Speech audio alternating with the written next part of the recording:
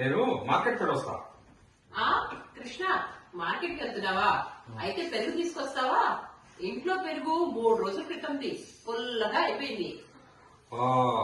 మరి ఆ పెరుగుని ఏం చేస్తావు? ఏం చేస్తాను?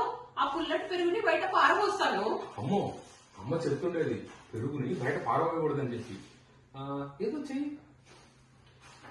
ఏం చేయాలి? మజ్జిగ పులుపే పులుపు ముజ్జిగ చేస్తే దాన్ని నోట్లో పెట్టుకోలేము. మజ్జిగ పులుసు చెయ్యి, కమ్మగా ఉంటుంది. Good idea. సరే, అయితే ఈ మజ్జిగ పులుసులోకి కొన్ని సామాన్లు చెప్తాను, తీసుకొని రా. చెప్పు. కొత్తిమీర, కరివేపాకు, అల్లము, కొబ్బరికాయ, జీలకర్ర, ఇవన్నీ తీసుకొని రా. సరే, నేను బయలుదేరుతా. ఆగు ఆగు. అలాగే ఒక పెద్ద బూడిద గుమ్మడికాయ తీసుకొని రా. బూడిద గుమ్మడికాయ అదెందుకు? మజ్జిగ పులుసులోకి బెండకాయలు వేస్తారా? మంచిగా బూడిద గుమ్మడికాయ, అది కూడా పెద్దది తీసుకొని రా. తరిగినవి, కుళ్ళిపోయినవి కాకుండా చక్కగా మంచిగా ఉన్న పెద్ద బూడిద గుమ్మడికాయ తీసుకొని రా. సరే, బయలుదేరనా? ఆగాగు. ఒక్కటే గుమ్మడికాయ తీసుకురాకూడదుట. మా అమ్మమ్మ చెబుతూ ఉండేది. తెచ్చేదేదో 2 గుమ్మడికాయలు, అది కూడా ఒక గుమ్మడికాయ పెద్ద గుమ్మడికాయ. అలాగే 1 కేజీ నెయ్యి, 1 కేజీ చక్కెర, ఎండు ద్రాక్ష, తర్వాత జీడిపప్పు, ఏలకులు, ఇవన్నీ కూడా తీసుకునిరా. మజ్జిగ పులుసులోకి ఇవేనా? పులుసులోకి కాదు, ఇవన్నీ హల్వాలోకి. గుమ్మడికాయ పగలు కొట్టి అలా వదిలిపెట్టకూడదు, అపశకునం.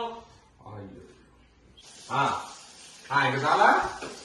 కాస్త ఆగండి. 4-5 నిమ్మకాయలు, తర్వాత నల్ల మిరియాలు, ఇంగువ, ఇవి కూడా తీసుకురండి. మంచి కుంకుమ వాసన వస్తాయి. హల్వాలోకి ఇంగువ వేస్తారా? అబ్బబ్బబ్బబ్బా, ఇంగువ హల్వాలోకి కాదు, మంచిగా గుమ్మడికాయ వడియాలు చేయడానికి. గుమ్మడికాయలు తీసుకొస్తున్నప్పుడు వడియాలు చేయకపోతే ఎలాగా? సరే, ఇక చాలా? ఏదో జ్ఞాపకం వస్తుంది, ఆగండి. అలాగే మంచిగా పొట్లకాయ తీసుకొని రండి. గుమ్మడికాయ, పొట్లకాయ మంచి కాంబినేషన్ మజ్జిగ పులుసులోకి. అలాగే మెత్తగా ఉండే ఒక శనగపిండి 1 కేజీ, 1 కేజీ నూనె తీసుకొని రండి. పొట్లకాయతో మంచి బజ్జీలు చేస్తాను. అదేమిటి అలా వెళ్ళిపోతున్నారు? మార్కెట్ ఇటు కదా. ఇంకా అయినట్టే. నీ మార్కెట్ నాశనం గాను. 1 గ్లాసు మజ్జిగ పులుసు కోసం $200 ఖర్చు పెట్టిస్తున్నావు నా చేత. పాపం వస్తే రాని ఆ పెరుగుని నేనే బయట పారబోస్తా. అదేంటి, మీరే చెప్పారు కదా. బుద్ధి లేక చెప్పానే.